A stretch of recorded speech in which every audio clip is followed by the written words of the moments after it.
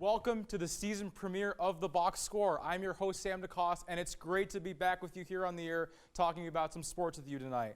There's only one place we could start season 13, Super Bowl 56, between the Cincinnati Bengals and Los Angeles Rams. We're just a few days away from Super Bowl Sunday, where a new NFL champion will be crowned. The Rams are looking for their second Lombardi Trophy and head coach Sean McVay's second Super Bowl appearance with the Rams in the last 4 seasons. With a win, McVay would become the youngest Super Bowl champion head coach in NFL history. He's only 36 years old.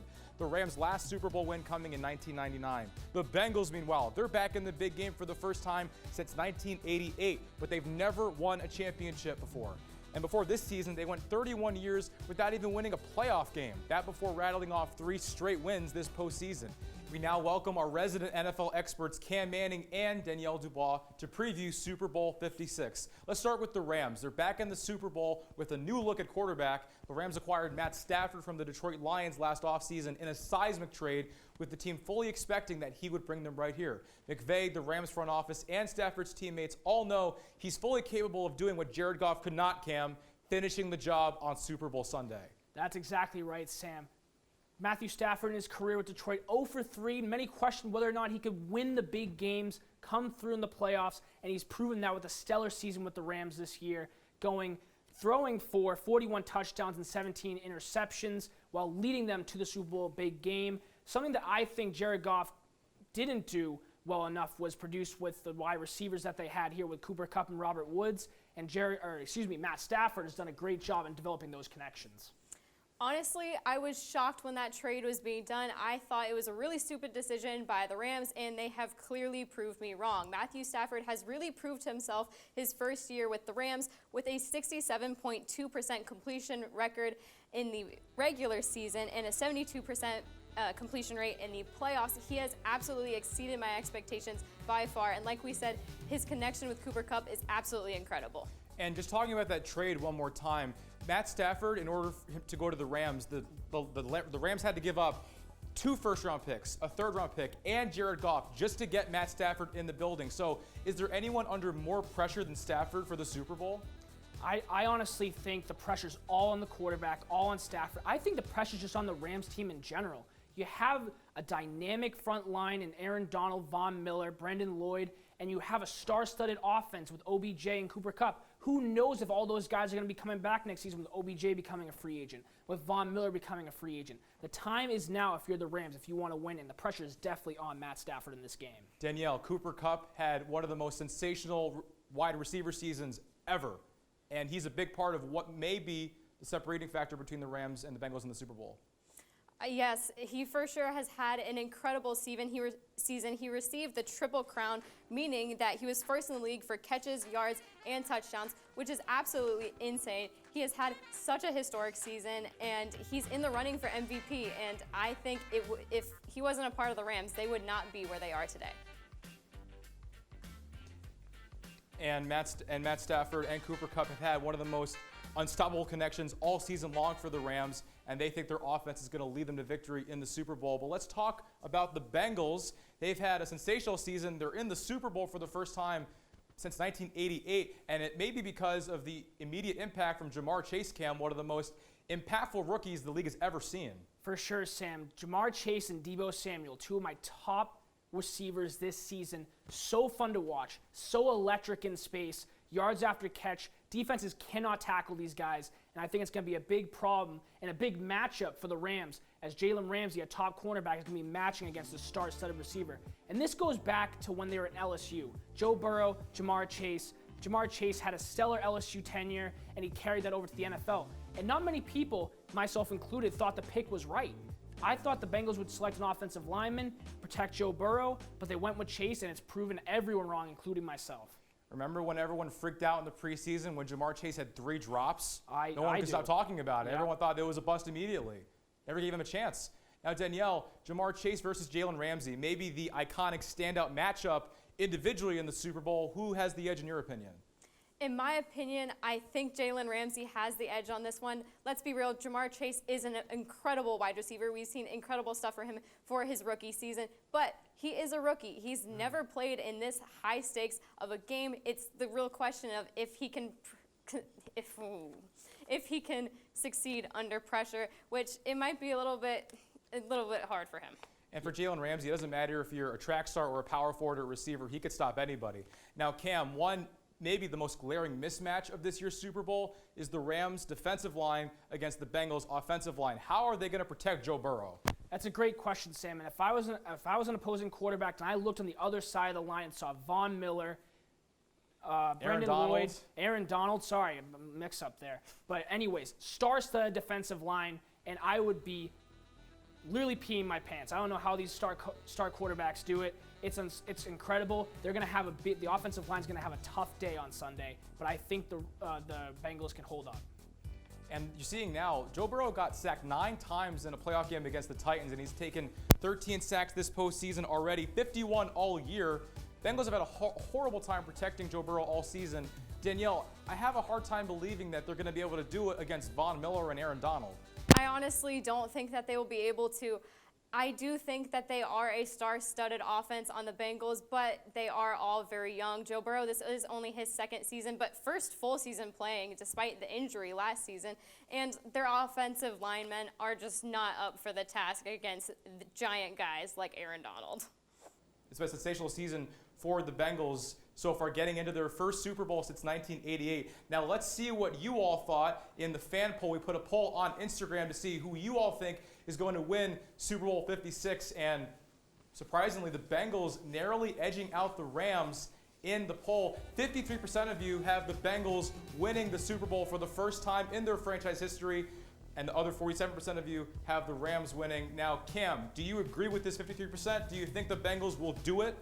I absolutely 100% agree with the poll. Give me the Bengals in this big game. Yes, I know the Aaron Donald, Brendan Lloyd, Von Miller pass rush is going to be scary for Joe Burrow, but I think if you follow this game plan, you get the ball out quick, hit Jamar Chase in slants, let him run the open field. The Rams were terrible this season in yards after catch, ranking one of the worst defenses in yards after catch in the season. So I think if Jamar Chase is hit in stride, and they have T. Higgins as well, Tyler Boyd, C.J. Uzomah. The list goes on. Joe Mixon. I think it's going to be a battle of the offensive and defensive lines in this game, but I do see the Bengals prevailing in this one. Danielle, what say you?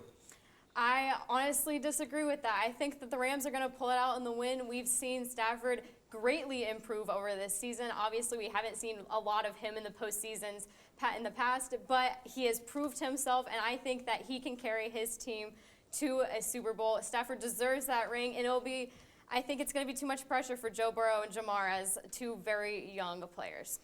I'm with Danielle and Cam. I have to say, there is not enough swagger in the world for Joe Burr, if you want to call him that, to win the Super Bowl. I disagree.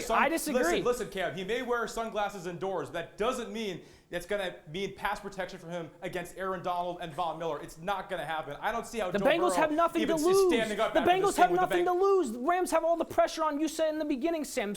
It's the Super Bowl. Joe Burrow's played has Matt Stafford played in the national championship game? No. Has Joe Burrow played in a big game, big spotlight, national executed? Championship is not the Super Bowl, Cam.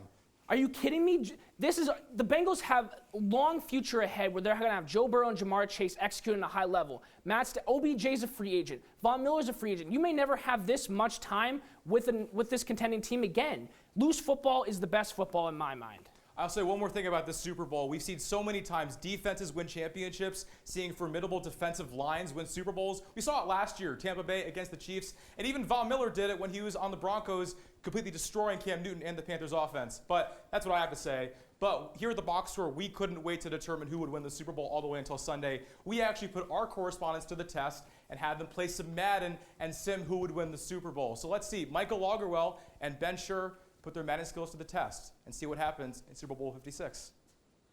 When was the last time you played Madden? I played Madden 12 a couple days ago, so I'm expecting it to be the exact same. Yeah, to be honest. I played a little Madden 2004 over winter break, so There you go. real excited to throw the ball around with Michael Vick. Monstrous. Oh. Non-user pick. Let's go. So how do you guys feel about the Bengals saying that they're going to win it for Harambe? Did they really say that? Yeah. Yeah, so you asked me my favorite matchup. I said Aaron Donald versus whoever, versus the world. Your favorite matchup at least you're looking at that would intrigue you here. My favorite matchup is going to be the secondary of the Rams versus the Bengals receiver. Here we go. Big play. Yep. No! Easy. Oh. Let's go! Let's Man. go! Dance on it. Dance. Oh, There yeah. you go. How much impact do you think OBJ is having on this game?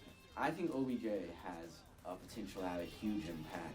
One-on-one with, a competent quarterback. Yeah. If you had to bet your money right now, who wins, Jalen Ramsey, Jamar Chase? I think Jalen Ramsey is a better football player than Jamar Chase right now. That's But I also know that Jamar Chase pushes off all the time, and it never gets called. The Buffalo Bills, if you're watching this, normal kick, square kick. There we go. What adjustments do you think that the Bengals need to make to stop this Rams offense? I feel like, they did it effectively at the half of the Chiefs game. If they're getting killed in the passing game, it has to be getting pressure on Matt Stafford. Oh, give me those ankles. Let's go. OBJ touchdown. Shout out OBJ Senior. I'm going to be honest, I think the Bengals could win the Super Bowl and miss the playoffs next year. They're coming. Let's go. Just catch that. Come Just catch on, that. Dude. Keep going. Let's go. I'm giving him 2 minutes, but let's go. Money. Let's go. All right. Sean McVay finally did it. He's finally going to do it. He couldn't beat Belichick, but he can beat a guy that worked for him previously, I guess. Anyways, congratulations. It's a good game. Yeah. SoFi is going crazy. All right, well, there's the game, and that's the official box score prediction. LA Rams 20, Cincinnati Bengals 17. Honestly, that's a lot more realistic than I thought it was going to be. I thought it was going to be 24-7, but this at least has a chance of happening. Yeah, I think that realistically, a lot of things would have to go right for Cincinnati to win anyway, so I'd be comfortable betting on this. You should definitely bet on this. And then when you win, you can thank us and then give us the money. All right, back to you in the studio, Sam.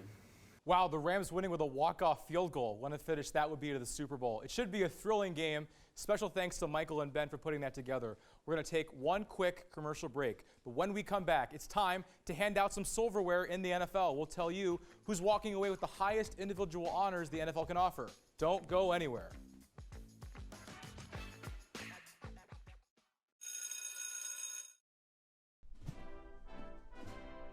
Hi, I'm Kevin, president of Henderville High sophomore class. Nothing is going to stop me from throwing this year's annual bash. I like to think I was elected because I wear this suit every day. My suit is at the dry cleaner, so I had to borrow something from my sister's closet. I have a good work ethic, This, my friends, is the urination station. patient. So this is a minor setback, but if I'm being honest, I'm not even worried about it. I'm approachable, handsome, and most importantly, It's a good thing I'm the second closest thing to God, because these people, they're a hot mess. I have a heart of gold. How the hell did these people get voted into office? I can't believe you're actually not wearing your suit. Don't be ridiculous. I'm always wearing my suit. Welcome back to the Box Score. I am joined once again by Cam and Danielle, as well as Jeff Grundy. Now, with the NFL season about to come to an end, our correspondents have cast their votes for NFL honors, specifically Head Coach of the Year, Defensive Player of the Year, and MVP. As a reminder, these are regular season awards, so playoff performances cannot influence the voting. Now, Cam, let's start with you. Give me your Coach of the Year. Well, it's simple, Sam. It should be simple, at least in my mind. It's Zach Taylor of the Cincinnati Bengals, the one who's in the Super Bowl, the one that led his team from bottom of the franchise, bottom of the barrel in the AFC North to the top and in the Super Bowl this Sunday. Zach Taylor was the #1 betting odd to get fired at the beginning of the year, and he turned a Bengals franchise around from a 2-win team, worked with Joe Burrow, has an electric offense, changed the defense, and really has sent Cincinnati into a flourish this season. So give me Zach Taylor, the Cincinnati Bengals. I'm going to interrupt there, Cam. As much as I like Zach Taylor, I'm not going to take anything away from you. It would be a crime to not give this to Titans coach Mike Vrabel. Oh, I disagree. Titans clinched I the disagree. AFC South For the second year As in expected, a row, we beat as out expected, the Colts. your division stinks. We So, made the playoffs for the third season in a row. Yep, and as expected. The biggest thing, we were forced to use 91 players. That's Okay, more that's- than that's the impressive. graveyard That's impressive. 49ers Sure, of last season. That's an NFL record, by the way, Jeff. 91 players. Yep. We were so good. But, Record under but Vrabel. Jeff, was your team expected to be in the postseason this year? They were. Yeah, and they did, which is great. Were the Bengals expected to be in the postseason this year? I'm Did you have talking the about the Did you have the Titans, Cam. Bengals? Did you have the Bengals in the postseason this year? Yes. You did. Oh Sure. wow, that's crazy Sure, talk. I believed That's in Joe crazy. Burrow. Are you serious? Okay, to No, be fair, of course not. To be fair to Jeff, we've seen Mike Vrabel, like the number 1 seed, 6-3 without Derrick Henry. That's wildly impressive. What about you, Danielle? Who's your coach of the year? I didn't choose either of those. I chose Bill Belichick's Patriots head coach. Now, I chose him because he led the team to the playoffs right after only missing the playoffs 1 year after losing their franchise quarterback, Tom Brady. Patriots fans were distressed going into this season, thinking, oh, how good could Mac Jones actually be? But Bill Belichick used the money in the offseason and got Trent Brown, Matthew Judon, Kendrick Bourne, Hunter Henry, and many others to surround Mac with a lot of weapons, and it sure worked. I mean, Go ahead, Cam. if I may interrupt, I mean, we've already have, seen go ahead. yes, I already have. Un-Belichickian decisions so far this year that have made me, as a Patriots fan, very frustrated. The 2-minute offense, Josh McDaniels and Bill Belichick not trusting Mac Jones to sling the ball. Sure, Mac Jones had recent rookie success, was one of the best the best rookie quarterback out of this year's class by far, and I do give Bill Belichick props for coaching him up. But again, I feel like un-Bill Belichickian decisions have been made throughout the season. No going for the 2-minute drill like you usually do with Tom Brady, playing it safe, not going for it on 4th down. Those many decisions kind of shied me away from this pick, Danielle. Now, Danielle, one last question about Bill Belichick. How alarmed were you by that 4 losses in the last 5 games after the bye week for the Patriots? Their collapse at the end of the season. How alarming is that for a potential coach of the year? It was disappointing to see, and I will give him that. It was not his best decision. Just like Cam was saying, I understand not going for it on some critical 4th downs, was really questioning my decision on this choice, but I really can't go away from Bill Belichick on this choice. Nothing is leading me away from this because of how well they did after losing Tom Brady. That just sticks with me. I mean, come on, it's Tom Brady. Nothing's going to replace him, and Bill Belichick did a great job at trying to recover the team. Danielle, I won't give you Belichick, but I will give you an apple off of Belichick's tree. And I'm talking about Mike Vrabel. This is a man who moved the Titans from the 28th to 12th in yards allowed and 19th to 2nd in rushing yards allowed. This is a defensive genius. He deserves Coach of the Year. Fun fact, Coach of the Year since 2015 has either been awarded to a first-year head coach or a team that's been at the number 1 seed that season. Now, moving on, let's talk about Defensive Player of the Year. Now, let's go to Jeff first. Who's your Defensive Player of the Year this year? I think it's clear. I think it's clean. It's TJ Watt. TJ Watt is someone who changes a game, changes every down that he plays. This is a man who led the league in sacks with 22.5. Jeff, are we talking about Defensive Player of the Year or Sacks of the Year? Leading sacker of the year. I'm sorry, Cam. He also led the league in tackles for loss with 21, and he had 5 forced fumbles. This is a guy who changes the Steelers' defense. He makes it a defense, to be completely honest. And it's one of those picks that I feel like was given to us easily. I highly disagree. He's the only reason the Steelers were even competitive last year. I agree. All right, well, I highly disagree with both of you, all 3 of you by that matter. I go Micah Parsons. This guy is a rookie Defensive Player of the Year in my mind. Some stats for you. 13 sacks and 79 tackles. You know, he's the only NFL player to do this over the last 9 NFL seasons. Not just a rookie, the only NFL player, guys. The only NFL player to amount those numbers. Trayvon Diggs, was a good defensive player in the beginning, but now he's overshadowed by Micah Parsons. Trayvon Diggs is not a good defensive player. It is Micah Parsons who quarterbacks that defense. The versatility he shows on the defensive side of the ball was clean to the Cowboys' success this season. And I don't know why TJ Watt he's in the conversation, of course, but give me Micah Parsons. Micah Parsons is already getting Rookie of the Year. We can give that to him. He's a lock for that. There's no way anyone else gets it. It could be unanimous, honestly. And sure, he could join LT as one of those people to only be the only people to get Defensive Rookie of the Year and Rookie of the Year. Sorry, Defensive Player of the Year. But yeah, it's already given to him. He has silverware already from this. Danielle, what say you? I agree 100% with Jeff. I also chose TJ Watt. Micah Parsons was a good choice, but it clearly is TJ Watt in my mind. Like Clearly. Jeff said, Jeff said, he broke the record for sacks per season. He also had 64 total tackles and 48 solo tackles and 16 assist tackles. Like Jeff said, the Steelers' defense was only competitive really because of him. He's what consists the Steelers' defense. And Micah Parsons, while he was a great player, and I cannot wait to see him further improve, I got to give it to TJ Watt on this one. No, Cam, let me ask you a question because TJ Watt, he's been in the league for 5 years. He's been playing at this top level for so long. And Micah Parsons, he's played a great season already. He could win Defensive Player of the Year next year or the next year after that. But TJ Watt, don't you think that the seniority should give it to him, that he deserves it more than Micah Parsons, who's a rookie? I mean, I don't think you count seniority in this, Sam. I think it's clear the Defensive Player of the Year. I don't care if you're a rookie. I don't care if you're a 30-year veteran in the league. It should be who makes the most impact on the defensive side of the ball. Sam, he has worse stats. TJ has more sacks. Have you watched his highlights from the season? Have you watched his highlights from the season? We're not going to reach an agreement on this one. It's clear. Let's move on to the final award, the most important one. MVP, most valuable player. Who will be NFL's most valuable player this year? Danielle, we'll go to you first for this pick. Who you got? This one was really tough because I feel like the NFL was just absolutely star-studded this season. But I have to give it to my man, Cooper Kupp. Wow. Cooper Kupp had a groundbreaking season. And yes, there was a lot of great quarterback competition. But let's be real. Cooper Kupp has been the talk of the season. He's what saved everybody's fantasy seasons, I feel like. In the regular season, Kupp had 145 receptions on 191 targets. Like I said earlier, he's had 16 touchdowns and no fumbles, which is incredible for a wide receiver. He has made the Rams offense competitive along with a few other weapons, but that is my choice.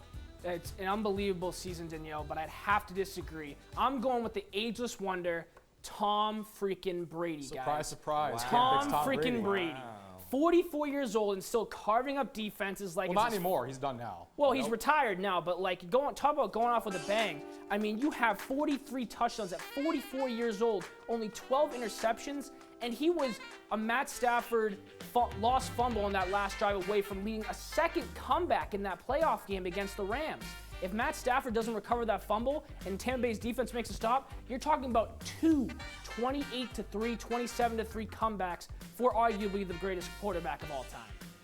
I have to agree with Cam. Tom Brady is the greatest quarterback of all time, but this year's MVP award is clearly going to Aaron Rodgers. Oh boy. No. This is a man who threw for 37 No. TDs, Oh, God. 10 interceptions, lowest in the NFL, 0 interceptions in the postseason, even though we're not supposed to bring it up. I didn't bring it up. If Aaron wins You just did bring it up. If Aaron wins this, he'll be the first to win it back-to-back since Peyton Manning in 08-09. Also be his fourth MVPs, and that's second all-time, only behind Peyton Manning. Yep, 69.2 QBR leads the NFL, 68.9 completion percentage. Third in the NFL. I really wish this was counting postseason success too, because Aaron Rodgers couldn't stop Jimmy Garoppolo in his home state. Well, it's not with the playoffs, Cam, so I don't know. bring it up. I'm just saying. I know it's a regular season award, but like I'm a little hesitant about picking Aaron Rodgers. All right, well, that shows that we all agree on the same things, and that's that. Well, we're going to take one last commercial break and move on to the NBA, and we're going to break out a new game that I like to call Dealbreakers, just in time for the NBA trade deadline. You're not going to want to miss this segment. Trust me.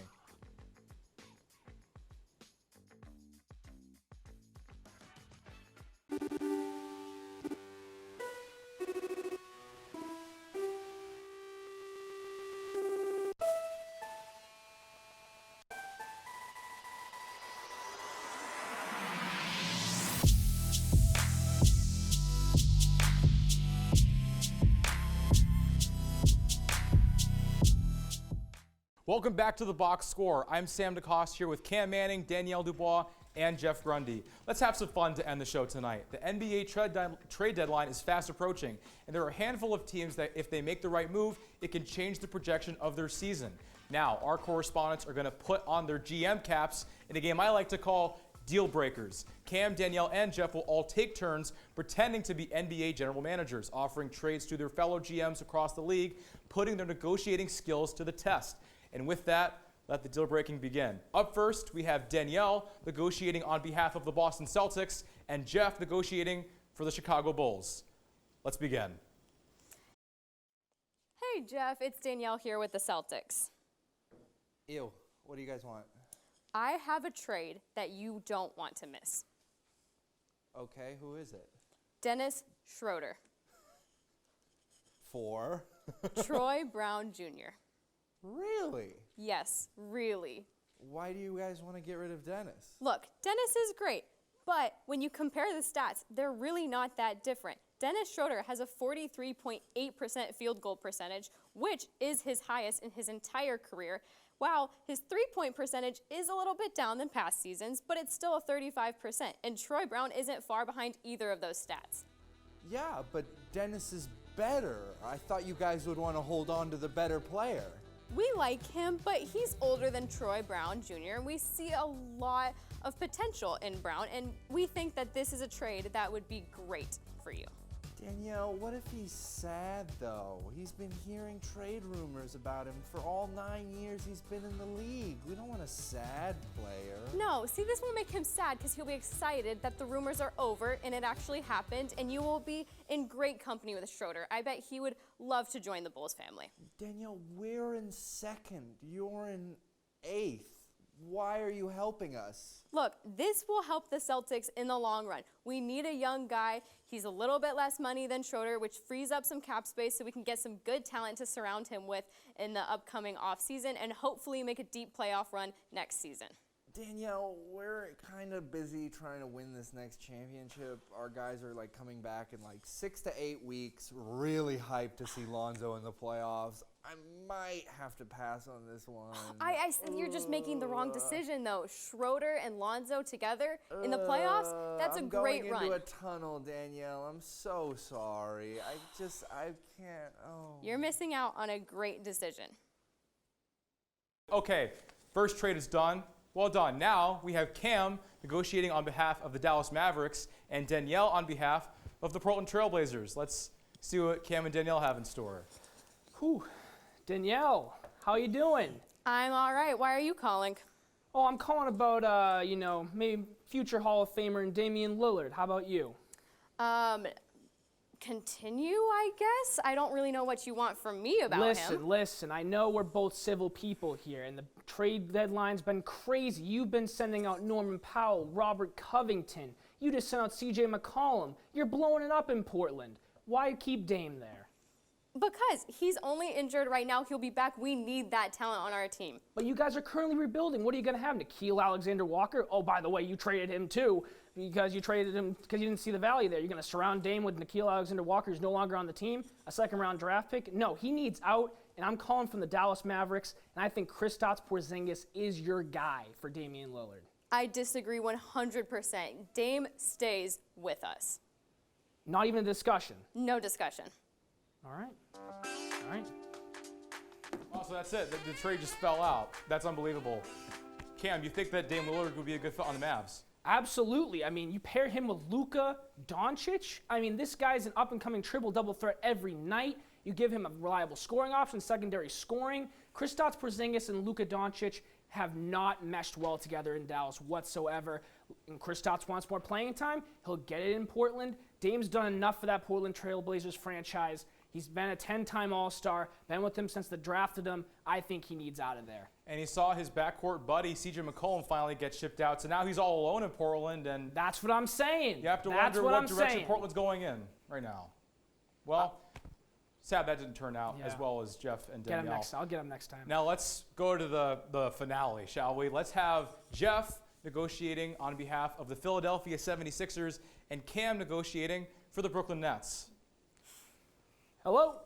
Hi, Cam. Hi, who is this? It's me, it's Jeff. I'm from the 76ers. Oh, hi, Jeff. What can I do for you, buddy? It's just, I've been good. It's just a little tough over here. Everybody's You're fighting. in the city of brotherly love, though, my friend. Everybody's yelling. Joel's really mad. I don't really know what to do. I mean, I mean, Ben Jeff, was get to the supposed- point, my friend. Get to the point. What do you need? Ben was supposed to be the next LeBron, Oh and now my he's not the next God. LeBron. Here we and go. Now I want to trade him. We just want James Harden. Give us James Harden, please. James Harden for Ben Simmons, straight up, you got to do more than that, man. I can't give up a 10-time All-Star, top 10 three-point made champion of all time. Ben Simmons, can he shoot? Can he shoot? It's just a confidence issue, Cam. It's just a confidence thing. You get him away from all the people yelling at him, and he'll be fine. So you wanted to go from a big market in Philly to another big market in Brooklyn. Shaq, Joe Johnson, Kobe even said he'd be okay. Just give him time. How much time, though? Our window to win is now, my friend. We have Kevin Durant coming off the shelf in a couple weeks. I already have a head case in Kyrie Irving that I can't deal. So why do you want me to take on another mental case in Ben Simmons? Exactly. You don't have 3 superstars. Kyrie can't even play home games. I Just don't pick want Ben to. up. That is not good for team morale. Kevin Durant needs to have a star, and James Harden is that star. You said so yourself. Kevin's injured. Everybody on your team gets injured. let me have James Harden. You're gonna have to throw in Tyrese Maxey Really? and a couple of firsts. Not a couple of firsts. We have to You're trust getting the process. You know who we're talking about here? I will continue to draft good to mediocre players and hope for diamonds in a rough as much as I can, okay? So I'm sorry, bro, but I'm gonna have to call out. I really wish you luck with Ben. Hopefully his mental health's doing okay. Don't hang up. Okay. If I give you Ben and Matisse Thybulle, you like Matisse, right? Everybody likes Matisse. Matisse Thybulle, he hasn't done anything offensively in the NBA yet. He's just a defensive player. A good defensive player. Everybody loves Matisse. Then why do you want to trade him? I don't know. Maybe I like James Harden a little bit better. Matisse Thybulle, great player. I bet he's a great guy too. Great family, I heard. But, he's not James Harden. And, we're looking for all-stars. Ben Simmons, great defensive player. Probably defensive player of the year, one time in his future. But I just don't see it, man. I'm sorry. I gotta hang up. If you hang up on me, I won't forget about this. Cam. That's rough. That's a rough look for Jeff. That was entertaining. You have to wonder, after an entire season of Ben Simmons holding out, if Daryl Morey will stick to his guns and hold on to Ben Simmons, but we'll have to see how that develops as the trade deadline comes. In other news, the NHL AllStar Game was this past weekend, but our own Cam Manning isn't thrilled about the selection process for choosing who gets to take part. Cam, the floor is yours. That's right, Sam. It's safe to say the selection process for the All-Star Weekend is far from perfect. Fans can cast their votes for one player, regardless of position on all 32 teams. So every team in the NHL is represented, and every team gets an All-Star, but only one.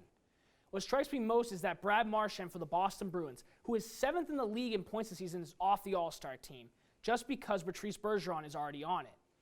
Meanwhile, the likes of Jordan Eberle and Nick Suzuki are All-Stars this year. The NHL is basically handing out participation trophies to each year's quote-unquote best player while leaving out more deserving All-Stars than other teams.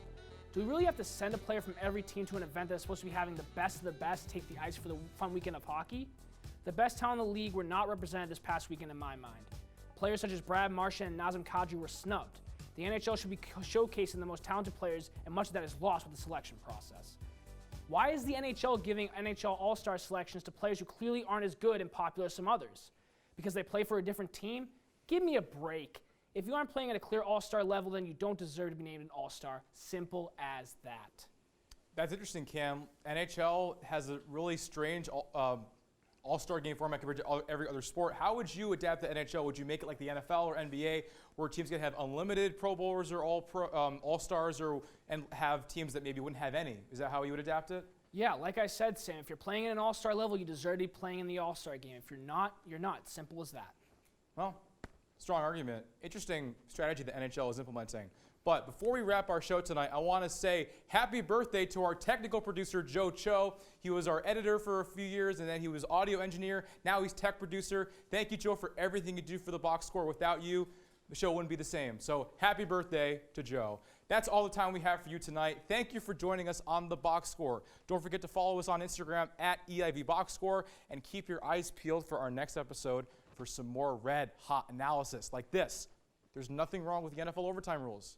Nothing. There's two sides of the ball, and they say defenses win championships, so just make a play on defense. It can be done. It has been done. Anyway, for Cam Manning, Danielle DuBois, Jeff Grundy, Ben Schur, and Michael Lagerwell, I'm Sam DeCoste. We'll see you next time. We're out.